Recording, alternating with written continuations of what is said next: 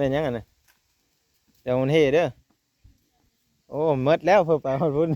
ได้สร้อยเจ้าอัดไว้แน่ข่อยอยู่ถ่ายคลิปเจ้าก็ตัดทิมแล้วว่าค่อยเว้าบ่แหละค่อยบอกแบบนี้ฮะบอกฮะไม่ได้บอกไม่ได้บอกบ่ได้บอกจะเอานมให้ลูกกินอยู่นี่หั่นไหนแม่นค่อยว่าสร้อยเจ้าอัดไว้แน่ข่อยอยู่ถ่ายคลิปหมูก็แล้วจะเห็นโต๊ะได้สร้อยเจ้าข้างแน่ได้บาปกรรมมีจริงได้เคยลืมแล้วFC ว่าค่อยจะเบิ่งนม200ว่าซั่นสิเบิ่งให้เพิ่นนมกับนมข้างเดียวอันนี้เบิ่งไปหาเบิ่งนมผู้สาวค่อยพุ่นแหละยังใหญ่กว่านี้แหละยังใหญ่มา2ข้างพุ่นแหละ FC คอมเมนต์ว่าบ้างสิเบิ่งนมว่าซั่นเอ้าสิว่านั้นพี่น้องเอ้ยมาบ้างบ่เพิ่นแล้วอ่ะอัดไว้แน่เขาจะถ่ายคลิปว่าซั่นเราก็อัดไว้หน่อยนึงมื้อนั้นเด้จะยังมีถ่ายดูบ่ถ่ายก็ยากบ่ค่อยมามื้อนั้นเด้จะยังมีถ่ายหนูค่อยเจ้าโอ้ยขี้ค้านนะเจ้าว่าบ่ถ่ายคนดุคอยคนขี้ค้านเงาะอะไรตัวก็โอ้เจ้าก็ดุคือกันเจ้าก็ดุนางแดงแล้วขอบ่ได้ดุเจ้าก็ดุกันแล้วเบิ่งปัดเหินปัดสารยาให้บ่เราถ่ายเองให้บ่เรามาถ่ายผู้เดียวซะเนาะคือกันนั่นแหละถ่ายยามาแล้วเนาะอันนี้มาก็คิดฮอดคิดถึงกันคือเก่าเลยเนาะ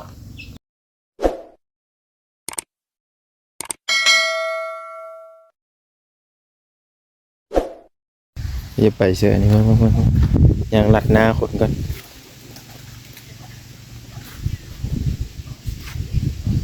ไปเสือเลยไปแล้วเปาะโอ้ยทรงกันเลยเป็นยังไงนะเดี๋ยวมันเฮเด้อโอ้หมดแล้วเพิ่นไปฮอดพุ่นยอดแป๊บนึงเลย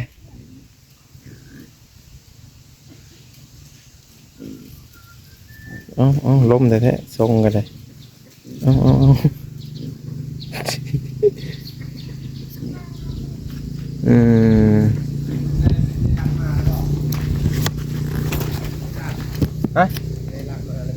ยังไม่เห็นได้มีเขตขายบ่สบายดีพี่น้องสวัสดี FC เบอร์ทุกคนเด้อพี่น้องเด้อFC อยู่ประเทศไทยก็ดีพี่น้องเมื่อนี้ก็ไม่ได้เฮาไปหาสาวแดงซ้ำเนาะก็คือติดภารกิจอยู่ทางพี่แน่ก็เลยว่าบ้างกะเลาะถ่ายคลิปแถวใกล้ๆนี่ทุกคนเอ้ยเนาะไปไกลกะอยากเวียกแน่เนาะก็เลยบ่ได้ไปไกลพี่น้องเมื่อนี้ก็เข้ามาเฮิน200พี่น้องเอ้ยเนาะไปที่เข้ามาแล้วก็เป็นกำลังใจให้เบาบ้างเนาะเบิ่งคลิปเบิ่งโฆษณาให้เบาบ้างเด้อพี่น้องเด้อเนาะก็รอติดตามเบิ่งวันว่างๆเขาก็จะไปหาผู้ละทางสาวแดงเนาะไปอัปเดตชีวิตทางผู้นี้เนาะเป็นจังไดการเป็นอยู่หลังจากนั้นกันมาเนาะปกติแล้วบ่หรือว่ายังคิดยังเถียงกันอยู่บ่เอาเหมือน200มื้อนี้ก็สิมาถามข่าวกันนี่แหละเนาะไม่ได้เข้ามาตั้งว่า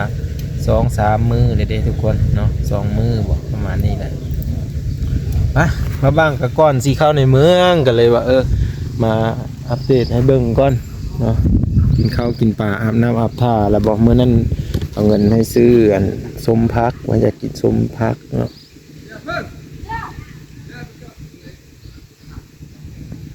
ก็รอเบิ่งนำกันนี่แหละพี่น้องเอ้ยมาบ้างก็มาถ่ายบรรยากาศในเบื้องเนาะเหินนางร้อยว่าจะเป็นจะได้มีมุนอึกกระทึกลึกนองคือเก่าบ่ว่าจะไหนเนาะโอ้ยหนุ่งทรงงามๆเลยเพื่อนโอ้ยหมูกับจอยหุ่นดีขนาด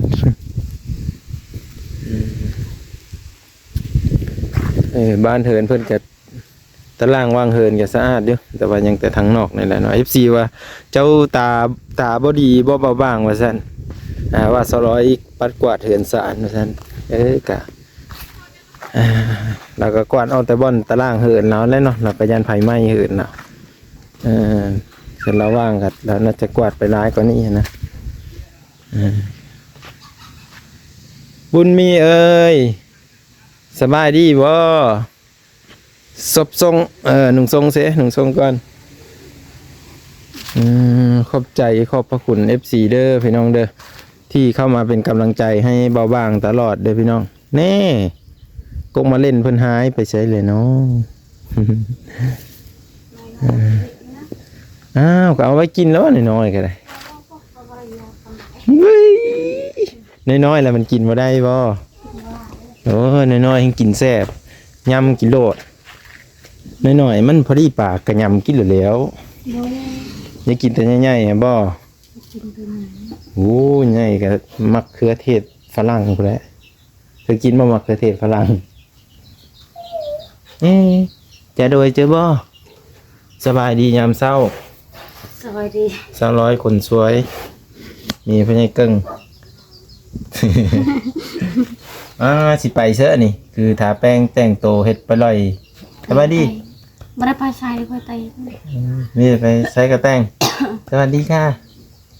สวัสดีค่ะ บุญมี บุญมีกับคนสวย เจ้าบุญเพลงเนี่ยคนไปท่านพ่อพญายเกิ้งได้เขตบ่คือว่าจะขายบ่ ดีใช่ เราเอากินอย่างนี้ดิได้หลายบ่ ลาย เป็นไปการนะได้เพื่อเรากินข้าวกินปลาซะ เครียด กินเครียดคือกัน มันฮ้อนแล้วได้เนาะ ได้ เสียดายแม่ค่อยไม่ได้ไปการเมื่อคืนนี่แม่ค่อยไปหงหมอสั้นแล้วก็สิได้นั่นนี่พยายามไม่เท่าเรศเด้ ไปโรงหมอ แม่สวนนั่นได้รถตับนะ ฮะ แม่สวนรถตับมาเด้ นั่นน่ะ อนุชบนหนุ่มเสื้อแดงนะ แม่น คือน้อยๆนี่เนาะเอาไปพูดเลยบ่พญาเกิงเลย ตายพุ่นเลย แล้วจะไปเสื้ออัน ถ้ามีหลักตัวอยู่คือใคร แล้วเราจะย่างไปคลายเครียดบ่น่ะ เครียดมันเหลือเลย เออ เชื่อ เป็นยังเก่งไปแล้วผมไปให้เดินซอยเขานะบอกป้าแต่มีอยู่กับลูก เป็นเลิกคือส่งอย่าให้ผัวไปซิไปตลอดจิวะเพิ่งส่งแนบนี้จะคือแบบนั้นแทนนั่นจะเจ้าพิษกันนี่เลยบอก อ๋อ ใครยื้ออย่าไปพิษกันไหนระหว่างก็ไม่ได้เข้าไปหาอันนั้นเลยเนาะ เชื่อ โอ้ฮักกันนึ่งเข้าบ่หันบุญเพ่งบุญมีนี่กินขนมเนี่ยบ่าวเอาขนมให้นี่ขอบใจอ่ะจับมาเลยขอบใจเด้อน้องมือนี่บุญมีขอบใจเด้อขอบคุณค่ะแกเป็นเนาะมาเบาแกโอ้ยเบากันเลยเบิ้งมาเบาแกให้ก่อนมีแกซะมั้งมาสิแกะให้นี่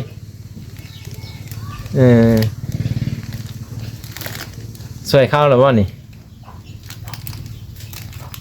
แม่นนอนตื่นสายมีจักเท่าไหร่กันนึงเข้านี่ค่อยกินข้าวแล้วเลยแล้วค่อยจังได้มาหาเจ้านี่ เนี่ยนะ ตัวเจ้ายังไม่ทันกินข้าว กินแล้ว แม่ว่ากี่โต๊ะกินแล้วแหละข้าวเจ้ากันนึงจะสิกินแล้วแหละฮะแม่นนอนตื่นสายมีจักแล้วสงสัยอยู่เคยนอนตื่นจังโมงจ้ะ ที่ดึกได้เช้า แต่หากันนึงข้าว ไอ้มกเครียดเลย มกเขียดอันนั้นไหนเอาจะว่าจะนึงข้าวแม่น บ่ ดิกะแซ่บแล้วได้กินมกเขียดเนาะบุญมีเนาะ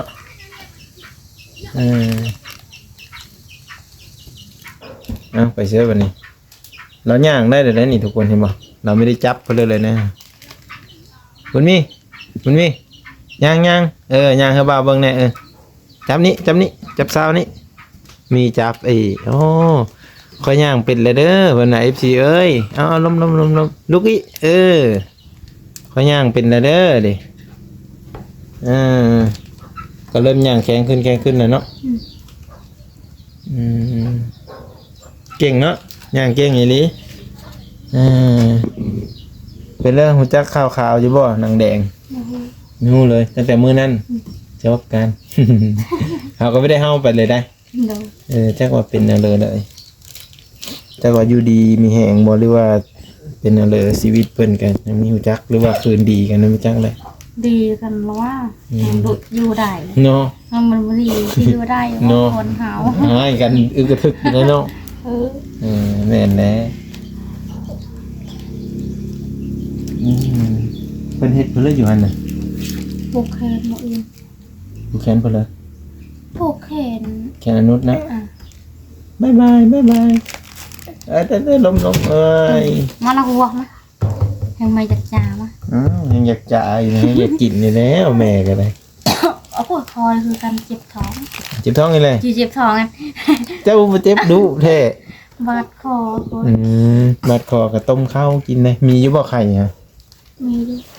ต้มนะแม่ฮะดิไข่ก็เต็ม พวก อยู่ ระยะก่อนไหน บ่ต้มเฮอบุญ มันมีกินข้าวกินข้าวนี่แหละ FC ว่าต้มข้าวใส่ไข่มันมีวิตามินสูงนิดหน่อยนะ เนาะ แคลเซียมอ่ะเนี่ยก็เพิ่นอย่าไปเด้นางตกเหินได้เด้ ฮีเด้อ นี่พี่มาอยู่นำแม่จ้ะพี่แก้ให้แม่จะกินให้แม่เจ้าก็เยอะแม่จะว่าให้เยอะแต่เฮิงเนอะเออแก้ให้เพิ่นแน่จะว่าเพิ่นเยอะดึงอ้อทรงหาดนะฮะแม่ก็ซื้อทรงหาดเนาะ มาละ ทรงดีๆคือไม่ซื้อซะเลย ค่ะ ทรงดีๆจะคือไม่ซื้อ มันมีมาก มันบ่มักทรงหาดนี่ค่อยก็คือกันนี่ทรงหาดคือกันนี่ อืม ค่อยก็มักทรงแบบนี้คือกัน เพราะว่าตอนค่อยไปเขาอยากได้ชมแบบนี้ ไปซื้อนะอันนี้บ่ซื้อนะมาเบากินแน่ขอหน่อยตีขอแน่เอ้ามาขอแน่สิเขากินอยู่บ่เลยมาพี่แน่เบิ่งแน่นี่คุณมีขอแน่มีเขากินเนี่ยแล้วนะสิเนี่ยแล้วก่อน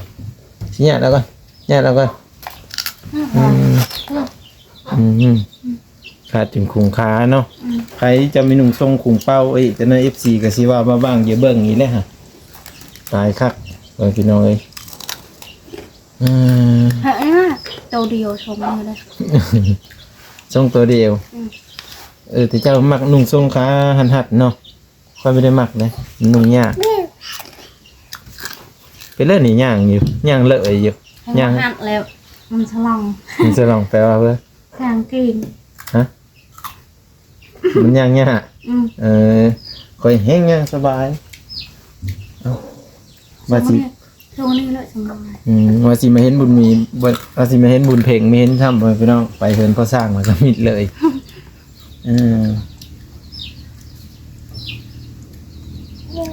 เป็นผู้แค้นอนุเฮ็ดเพิ่น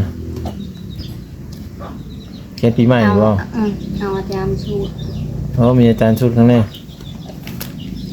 เฮ็ดอยู่เฮ็ดกินแล้วเนาะยังเลยเจ้าก็ได้เนาะเจ้าก็ยังเลยแอมบ่ขนมมาเสร็จอย่าจับอีก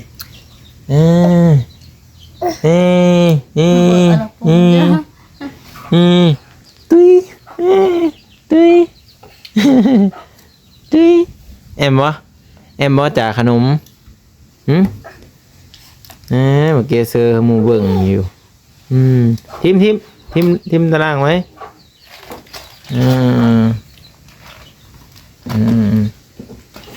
สลอยเมื่อนั้นเจ้าเอานมให้ลูกกินนะค่อยบอกแล้วว่าอัดไว้ค่อยบอกว่าอัดไว้ก่อนเขาสิถ่ายคลิปแม่นบ่ บอกเลย เขาไม่ได้บอกใช่บ่ค่อยว่าสลอยเจ้าอัดไว้แน่ค่อยอยู่ถ่ายคลิป เจ้าก็ตัดทิมแล้วว่า ค่อยเว้าบ่แหละค่อยบอกแบบนี้ฮะ บอก ฮะไม่ได้บอกบ่ได้บอก จะเอานมให้ลูกกินอยู่นี่เห็นไหม แม่น ค่อยว่าสลอยเจ้าอัดไว้แน่ค่อยอยู่ถ่ายคลิป หมูก็ เจ้าจะเห็นโต๊ะได้สลอยเจ้าข้างแน่ได้บาปกรรมมีจริงได้ เคยลืมแล้ว FC ว่าค่อยอย่าเบิ่งนมสลอยว่าซั่นสิเบิ่งให้เพิ่นนมกับนมข้างเดียวอันนี้เบิ่งไปหาเบิ่งนมผู้สาวค่อยพุ่นแหละยังใหญ่กว่านี้แหละยังใหญ่มันสองข้างพุ่นแหละ FC คอมเมนต์ว่าบ้างสิเบิ่งนมว่าซั่นเอ้าสิว่านั้นพี่น้องเอ้ยมาบ้างบ่เพิ่นแล้วอ่ะอัดไว้แน่เขาจะถ่ายคลิปว่าซั่นเราก็อัดไว้หน่อยนึงมื้อนั้นน่ะเจ้าเอานมให้ลูกกินอยู่นี่เนาะอันนี้อย่างหนุ่มอย่างน้อยก็แห่งติ๊กลงแห่งติ๊กลืม พาย เจ้าเอาแล้ว เป็นอะไร เอาค่อยบอกว่าอัดไว้แน่เจ้าข่อยว่าบ่ได้บอก เมื่อนั้นน่ะบอกเพิ่นคักแน่แล้วทุกคนเลยไม่แม่นมาเฮ็ดติแถลงเว้าหยังดอก200แล้วมีจื้อเนาะมื้อนั้นน่ะก็เลยว่า FC เห็นเห็นแล้วค่อยก็ปล่อยเลยตามเลยนั่นเนาะเพราะว่ากะอัดไว้อยู่มันก็บ่ได้เห็นโหนมพอพิลึกดอกก็เห็นแต่ว่าเอานมให้ลูกกินซื่อๆนะแต่ว่าก็คือว่านั่นเนาะเพิ่นเลยจะเบิ่งก็เบิ่งนั่นแหละ200เพิ่นมีแต่ละอายดอกเนาะ200จะเบิ่งก็แล้วแต่เจ้าเนาะถ้าจะเบิ่งนมข้างเดียวแล้วก็แล้วแต่โลดคันมีจะเบิ่งชีวิตของแต่เพิ่นก็ได้มื้อคืนนี้ได้เคสหลายมกแล้วสิเอาไปขายบ่ฮะ กินเองเราไม่ได้ขาย ไปนั้นมันจะได้โทรศัพท์ก็ไปขายจังก็ได้ บ่ อ้าวน้องบุญมีฮะ บ่มีเลยก็ยากเลยครับ โทรศัพท์น่ะFC ว่า200ไปเฮ็ดงานอยู่ไทยซั่นได้โหลดโทรศัพท์มาเดือน 15,000 บ่ได้ อยู่ท่ากูก็สิไปไหนบ่ เอาได้ว่าความจริงอันนี้ เอาอยู่ เพิ่นเฮ็ดบัตรเท่าแล้วก็ไปเฮ็ดงานเลย ก็คิดฮอดเขา เอาโอ้ยลูกก็ได้เพิ่นยังกึ่งแล้วก็เอาได้เลยซั่น มันมาเอา ถือไปนำ เขาจะได้อยู่โทรศัพท์5F 15,000ได้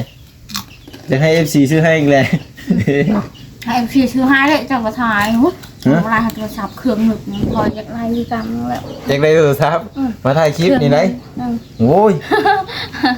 เครื่องหนึงก็ได้ เครื่องหนึงสิเอาไปเฮ็ดหยังล่ะถาม เธอหา อันนี้ถามความจำเป็นก่อน เธอหาเอื้อน้องเนี่ยแล้ว ย่างไปหาบ่ได้บ่ไกลๆกันนี่ มีไก่เดียวคอยหมุนไว้เนี่ย เจ้าเห็นบ่ไอ้พรวิไลได้โทรศัพท์ คอยเห็นเลย ได้แล้วเพชรได้บัดนี้ โทรหาเอื้อน้อง เบิ่งเราโทรให้บ่าวลาวตะพือตะพึดอยู่หั่นน่ะ นั่นบอก โทรหาบ้าละ เจ้าฮู้จักอยู่ว่าจะได้เจ้าได้เจ้าก็ไปหาให้ผู้นั้นผู้นี้แหละจะน่าว่ามาว่างมาถ่ายคลิปก็บ่ได้ให้เงินพอกีบสิว่า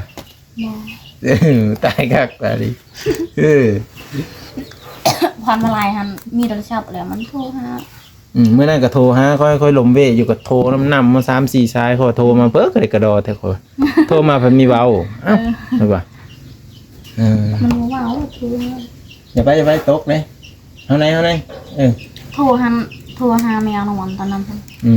ที่6ถ่าย3เถื่อ4เถื่อ โทรแล้วก็ไม่ได้เว้าเพิ่นเลยเด็กน้อยสนั่นพันพื้นอยู่ว่าโอ้ยโทรก็เป็นเวทเป็นงานยังโทรกว่าว่าค่อยบ่ได้โทรแล้วว่าเขาโทรผิดเพราะฉะนั้นเอ้าโทรผิดพลาดฮอด3เทื่อพุ่นครับแล้วก็มีสมอยอยู่เขาโทรไปกลับอีกบัดนี้เพราะว่าโทรมาเพ้อ ไม่โทรเราอีก เราให้เบาหลาวตั้งแต่มือนั่นพุ่นแล้วเขาว่าอ้าวไปให้เพิ่นเฮ็ดเพ้อว่าเขานำซ้ำปลาเพิ่นก็หาผู้รักผู้ใหญ่มาซื้อเฮาอยู่เฮากินนี่ไปให้ เขาบอกหาย มันก็ไม่แม่นแนวแล้วนะคือแต่เจ้าคือกันแล้วแม่นสิไปให้ไปอันนั้นเพิ่นเด้อ เขาบ่ได้หาย อันนั้นแหละผู้มีพระคุณต่อแต่เจ้าน่ะคือค่อยมาถ่ายอันนี้ค่อยมาถ่ายได้อยู่คือค่อยบอกแต่ทำอิฐตั้งแต่สุเจ้ายังไม่ทันได้เพิ่นเริ่มมาถ่ายแล้วก็ถ่ายได้แต่ว่ามีฮู้ว่าสิมีผู้มาซอยเหลือบ่หั่นเด้คันมีก็มีแต่สิบ่ YouTube คือกันนี่แหละมาถ่ายก็มีบ่าวลาวได้เข้ามาทุกคนเลยอายเพิ่นเข้ามาถ่ายเนาะ พ่อคุณมีเขาไปอยากได้ไงมันยางเลย เป็นจะย่างเลยแล้วนี่เนาะ ให้มันยางเลย ดีแล้วปล่อยไว้เดี๋ยวนี่แหละอย่าไปอุ้มแล้วมันติด มันติดมือ ดูเอ้ยพออันไหนเห็นบ่ใหญ่ที่เกิน ใหญ่ดียังกินนมบ่ กินแล้วก็ไม่ได้เห็นมันย่างอีกไปเท่าเลยก็เห็นแต่อุ้ม สำนันกับพ่อแล้วพอทำบุมีเงินเนี่ยให้ซื้อฟองนมบุญมี อันนี้กินนมแม่แต่ว่า ให้มันกินนมซะสามีแล้วนม เอาล่ะสิให้กินนมป้องอีบ่วันนี้ ให้กินนมป๋องเล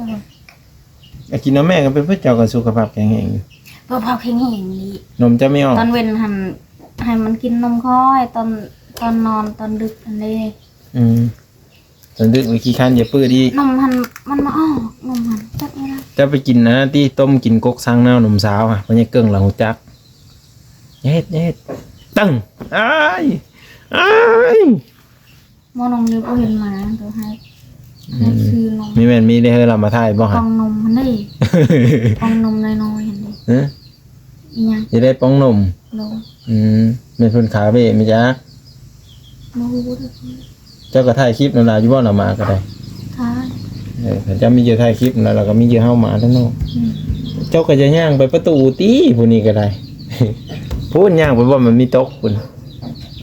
ไปไล่ไก่ไว้ไล่ไก่ไว้จัดไป ถ่ายแล้วว่าคลิปคนมาก็ถ่ายเจ้าเว้าทุกที เล่นแล้วคลิปคนคนมาหานี่บ่มาแรกค่อยมามื้อนั้นเด้จะยังมี บ่ถ่า ถ่าย ย ดูบ่ถ่ายก็ยาก บ่ค่อยมามื้อนั้นเด้จะยังมีถ่ายหนูค่อยเจ้าโอ้ยขี้ค้านนะเจ้าว่า บ่ถ่ายคนดุคอยคนขี้ขลาด เงาะอะไรตัวก็โอ้ยเจ้าก็ดุคือกันเจ้าก็ดุ ถ่ายนางแดงมาแล้วขอบ่ได้ดุเด้อ เจ้าก็ดุกันแล้วเบิ่งปัดเหินปัดสาร ยาให้บ่เราถ่ายเอง ในบ้านเรามาถ่ายผู้เดียวซะ บ่ เนาะ คือกันนั่นแหละถ่ายยา มาแล้วเนาะอันนี้มาก็คิดฮอดคิดถึงกันคือเก่าเลยเนาะถ่ายคนดุเอาไปถ่าย โอ้นาง ขอบ่ได้ดุ นางรอให้คนดูจ้า ขอได้บ่ถ่าย เจ้าก็ดูคือกัน คอย น้อยใจว่าฮะเจ้าน้อยใจนั่นนะโอ้ยมาก็บ่ได้ถ่ายบ่ได้ให้เงินพวกกีบนั่นนะ มองบ่อย่าง ค่อยก็สิมาถ่ายเจ้าตลอดไปสิให้เจ้าก็คนดุอยู่ในเฮ็ดนั่นเฮ็ดนี่อยู่เอาลูกเอาเต้ามาก็ย่าแล้วมันง่ายเนาะ มื้อเช้านี้ก็ได้ จักปีก็เจ้าฮะจักปีเอาจื้ออยู่ ยังไปซื้อ แม่นรุ่นน้องเขาบ่เฮา26ปีเฮา บ่ จักปีจ้ะฮอดบ่10ปลายปี18 19 ฮอดแล้วว่า ก็ถือว่ายังดีนะ18 19เบิ่งเจ้ามีเมื่อไหร่นี่สิมีดุนั่นเหรอลูกก็2โพก็1ฮะเฮ็ดแล้วสิเอาลูกเลี้ยงลูกจนใหญ่มา2คนนี่ถือว่าดุแล้วคอยที่ยังไม่ทันได้มีลูกมีเมีย ให้ เลย อาบน้ำมันฮ้อนเลยให้ลูกอาบน้ำป้อนข้าวลูก โอ้ขันเป็นค่อยเฮ็ดไม่ได้เนาะสิโพก็มี ผู้คอยปะให้คอยเบิ่งในลูกนี่แหละไปลิ แต่ฮันแล้ว ผู้ แต่ คอย ว่า บ่ได้สนให้ปะให้คอยเบิ่งลูกนี่มันเพ่งไผ่เลี้ยงคอยนั่นแหละเลี้ยงทองใหญ่ แน่นแล้ว ยำข้าวเต้น้อยๆ ตะกี้แห้งตึกแล้วเนาะจ่อยๆเนาะไม่ได้ตุ้ยไม่ได้แข็งแห้งปานนี้เนาะ บ่ได้เค็งเฮง อันนี้จังว่าเจ้าแข็งแห้งได้นี่ เค็งเฮงเด้อ อันนั้น FC เพิ่นก็ว่าอยู่ตะกี้โอ้ยสลอยจ่อยๆตาเหลืองๆเพิ่นว่าแบบคือ อันนี้บ่ลาวไผบ่ลาวเบิ่งคอยคือจอยจัง มันจะไปเฮ็ดปะละบ่ คอยเฮ็ดอันนี้เฮ็ดอันนั้นก็จ้อยแล้วคุณสูบ ไปหาสูบยามาบ่ ไผสูบยามาเขาบ่ได้สูบยามา เดี๋ยวไปหาลักสูบยามาไปให้ตายจ่อยตายดีเด้นะฮะ เขาบ่ได้สูบยา เอ มา อ สูบยามานี่ก็สิอยู่บ่อยู่เหือนนี่เขายาคนคนสิปอบคนพะทายอัน พวกมาป้าบ่ ปลาเขาแล้วลงปลาคุณ ก็เหยาะสลอยพี่ ลู น้อก ง คนบ่ได้สนใจแล้ว ก็เห็นคนจ้อยเห็นแต่สุดยามาเท่านั้นแหละ คอยเมื่อยคือว่า แม่นแล้วได้เงินได้คำก็สักคือสักยาแหละเพราะนี่เกิงหาเงินหาคำมื้อก็ได้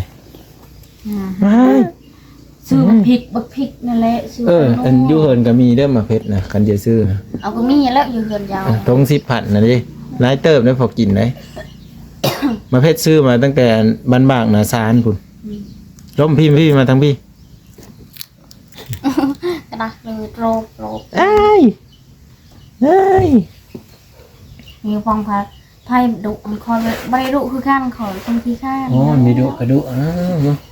คนเฮามันก็ไม่มีก็เลยดุเขาแต่เฮ็ดเขาได้อยู่ได้กิน บอกวันเพ่งมันเพ่งก็บอกเข้าโรงเรีย นั่งน้ำบ่าวนี่ แล้วมันอันนี้สงกรานต์หรือเป็ดเลย ไปว่าไปเป็นลูกบ่าวบ่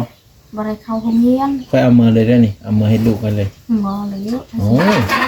วาย มัน นี่เราอยู่นั่นนี่ บ่ ฮะอยู่นั่นนี่ เยอะพี่ ป่ะเหมือนบ่าวป่ะ จ้า เอาบ่ได้ ขยันมีคอยหมกเอง มองอีกนะ หมกเอง ย่าแล้วค่อยก็ได้ลูกน้อยเลยเหมือนบ่าวไปบ่าว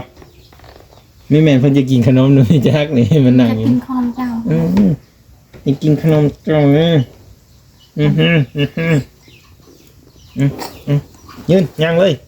ไปย่างเฮ้ยไปสีเบิ่งย่างไปเลยเอาเมื่อวานนี่ก็ซักเสื้อลูก เท่านั้นแหละอยากขอ มีแม่นซุกแล้วบ่เกตจ้า ผู้ยังเร็ว อย่าว่าซุกแต่สิคล้ายๆเฮ้ย FC เบิ่งนะ บ่ยังยัง ไอ้ตัวเดี๋ยวพี่น้องมื้อนี้ก็เลยโอกาสดีแน่ก็เลยเฮามาสลอยเนาะกับ กับมีคอมเมนต์แบบมันบ่อยากงามปานใดหั่นนะมาบางก็เลยอยากมาเว้าให้ฟังหั่นนะให้มันแบบใดเอาตัวที่เจ้าเอานมให้ลูกอันนี้เพิ่นว่าเจ้าคือบ่บอกให้200อัดไว้แน่หรือว่าหันหลังก็ได้ยามเวลาเอานมให้ลูกเจ้าบ่ตัดทิ้งอ้าวสิตัดน่ะเหรอตัดมาก็หมดแล้วว่าตัวคอยเว้านำเจ้าฮะจักอัดไว้อยู่ดิก็มีแม่นว่าเจ้าสิโซโหนมจะบอกเลยนี่จะจื้อแล้วบ่บาดนี้จื้อเลยเคยอัดเอาไว้แบบนี้มันก็ไม่ได้เห็นแบบว่าเป็นนมไม่ดีดอกก็ได้นมก็ง่ายๆคนเดียวบ่บ่ได้ให้กินครั้งนี้ครั้งนี้ไม่มีเลยบ่มีนมเลยเป็นตะเกิดบ่เหตุผลที่มันเป็นแบบนั้นน่ะเป็นเลยเจ้าเคยเอานมให้ลูกกินครั้งเดียวบ่ไม่ตอนนั้นทันใหญ่เด้อเรื่องมีครั้งนี้เด้อคอยได้มันเพลงนั้นยังครั้งนี้มันเพลงกินมันแบบมันไม่เคยเนาะบ่ลืมเลยอัดเอาไว้แม่กระตูนเจ้าหมอมันตกตีเรื่อยตกเพื่อกะสิไล่คุบเอานี่เอาไล่ลูกจะไปเปิดลงให้ลูกกินนี่ได้อย่าเลยทั้งเลยไม่มีว่ากด YouTube ประชันโอ้ยมันก็มีอยู่ดอกเนาะคือว่าแล้วคือจะว่าวก็จะว่าวเฮ้อจ้ะไม่ได้เป็นตามว่าวก็ไม่ได้เดินฮ้อนไปเลยเนาะเฮาก็ได้มีแต่มาเบาะสู้ฟักนั่นแหละเห็นไหมว่า200อันบ้างคือมีเฮามาเด้200สิคิดว่าเนาะก็เลยเฮามาทุกคนบางเทื่อก็จักมื้อเฮาไม่ได้เฮามา2มื้อบ่2มื้อตอนนี้ก็มือถือนั่นเนาะ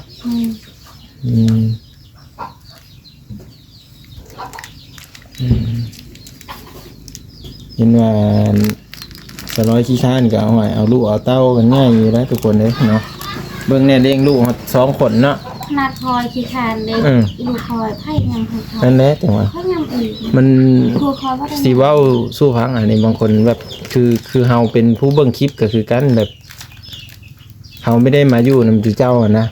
เราก็เลยไม่รู้ว่าชีวิตเจ้าเป็นอะไรอันนี้คือได้เห็นแต่บางช่วงอยู่ซื่อนั่นนี่บางทีเขาเฮ็ดเวทจนสิเป็นสิตายก็มีหูนี่คือพ่อใหญ่เกิ่งอ่ะบางคนว่าเราตะขี้ข้านปุ๊บเราก็ไปเฮ็ดเดินเฮ็ดสารน้ำหมู่ปุ๊บเหมือนว่า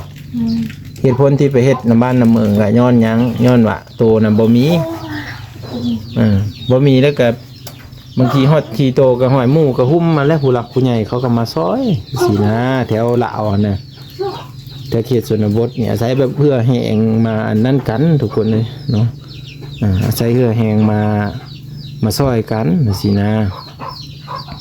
บางคนอาจจะยังบ่เข้าใจวันนี้เอามาบ้างเขาเว้าสู่ฟังสิเขาเลยว่าตัวนึงเข้าไม่แม่นจ้ะเนาะ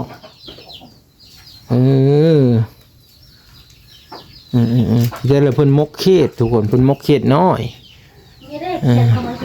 เบิ่งเอามาเบิ่งพี่ด้วยเบิ่งเอาปลา2คู่พุ่นเนาะโอ้อันนี้เขตมันน้อยนี่ปลาดีโตเขตงามๆเลยนี่ทุกคนโอ้เป็นยงคืนเบิ่งมาว่าอันนี้เขาเอิ้นเขตเพิ่นนี่ฮะอันนี้น่ะเบิ่งจับหน่อยเด้อจับลูกเขาเอิ้นเขตมะนาวบ่เขตหยังเขตมะนาวอันนี้เนาะอันนี้อยากได้เท่าไหร่อันนี้ฮะโอ้โหน้องครูเขา5,000บ่เห็นฮะเบิ่งดูตัวนี้ได้ซะโอ้ยลอนแต่ใหญ่ๆเด้อใหญ่เนาะว่าตอนค่อยไปก้านอยู่อันนั้นซะเลยพายสลิใหญ่ซำนี้เลยเขตน่ะเขตอะไรนี่ใหญ่ประมาณจำนิ้วมือนึงตีนมันเลยต้นพุก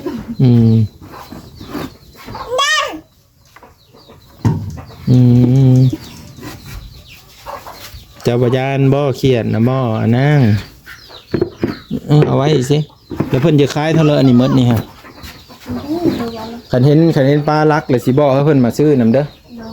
หรือว่าเจ้าไปท่าอยู่เฮือนพ่อใหญ่เกิ้งพ่อใหญ่สร้างก็ได้บ่โอ้ยบุญมีคือบุญเพ่งคือไม่มาได้เนาะมาพี่มาพี่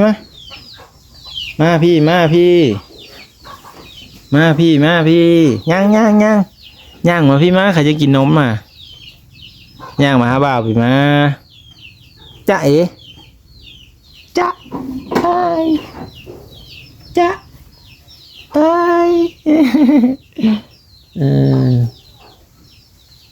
ไปที่ข้างไปสิข้างเลี้ยงลูกเลี้ยงเต้าไปเลี้ยงอีกมันเพ่งเลยง่ายน้ำคอเลย กันเนี่ย สิหยังเขา กะย้อนแม่แล้วเนาะผู้ได้เป็นแม่หันจริงจังเป็นน้อง สักเสื้อสักแผกอะแม่หันแหละเนาะนักก็ได้พ่อก็เฮ็ดเวียกอีกแบบนึง ลูกน้ำอันพ่อเห็นแล้วคนสิตาคือมือเนาะอันนี้ยังคืนมาได้เนาะข้าท่านนี่ตายเถิงว่าลีได้ตอนเขาไปถ่ายคลิปตอนนั้นจ้อยลีเนาะเอาไปจ้อยเดี๋ยวมึงมีแหงจนไม่เยอะมีเห่อมีแหงพุ่นแหละไม่เยอะค่อยคิดอีตนไปก็บ่ได้งานเขาไปตอนนั้นแห้งพิษกรรมตลอดเนาะพิษกรรมตลอดไปผู้ชายคือกันอันนี้เขาว่าก รรมตลอดบ้าวลาวพาเจ้าไปซักคือซักยาได้อย่างกลับคืนมานี่ได้กระซันโอ้จะไม่มีซีมีใส่สโลมนี่3 ถุง 4 ถุงผู้ชายเอกตั้งแต่ตอนเป็นทำอิฐนะเนาะเห็นอยู่ตอนนั้นเขาอยู่ป้าเสตอนนั้นนะถามว่าโอ้ย200คืนดีกับใครแน่ว่าซั่นปกติกับใครแน่ดอกยังเมื่อยไปก็บ่ได้พวกกินข้าวถ้าสิลูกนี่กินอะไรนึ่งข้าวพวกเขาได้บ่อยากนึ่งไปเจ้าบ่กินได้ยากขอไปกินนี่ก็สิเนี่ยคุณเพ่งยูฮูเกตมิดนี่ผ่านอาการหนักแล้วลูกก็เป็นไปก็ว่าได้จะไม่ได้ไปซอยเว้เพิ่นว่าสะเพิ่นสิเฮ็ดปลูกแขนน่ะเจ้านะพูดเลยเอาเลยแล้วล่ะปลูกแล้วล่ะแล้วปลูกน่ะมื้ออื่นปลูกแต่ว่ามื้อต้มไก่บ่จ๊ะลีอยู่พุ่นเด้อเพิ่นลีอยู่พุ่นเด้อเพิ่นเอ้ยมาพี่นะย่างมาพี่ไป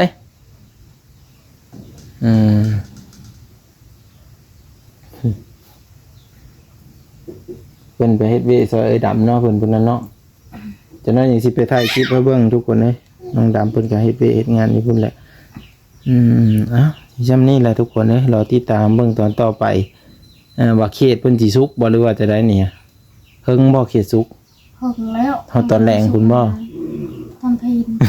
เจ้าคือนึ่งไปพิลึกพิโลมันไม่เปิดมันบ่ให้มันเปื่อยให้มันสุกก่อนสิเปิดเบิ่งมื้อเช้าก็เปิดเบิ่งมื้อแลงก็เปิดเบิ่งโอ้ได้เขตหลายเนาะวันนี้ก็ได้ห้องกินดีแล้วเพิ่นหมอกเขตเนาะมันไปก็พอได้กินบ่ได้ไปบ่ได้กินอาศัยกินก็กินเขตนั่นแหละเนาะเป็นไข้เป็นนี่บิดิพิษกรรมพิษเวรติเดี๋ยวพิษกรรมพิษเวรนี่บ่อย่าพิษกรรมเด้อพิษกรรมก็ค่อยนอนบ่ได้ลุกแล้วแบบมันเมื่อยเฮาหรอบ่มันเมื่อยเวลานั้นค่อยก็เมื่อยคือกันเด้จะว่าค่อยพิษกรรมคือกันมั้ยจ๊ะพิษกรรมยังเจ้าบ่มีลูกนั่นว่าซะจำได้เจ้า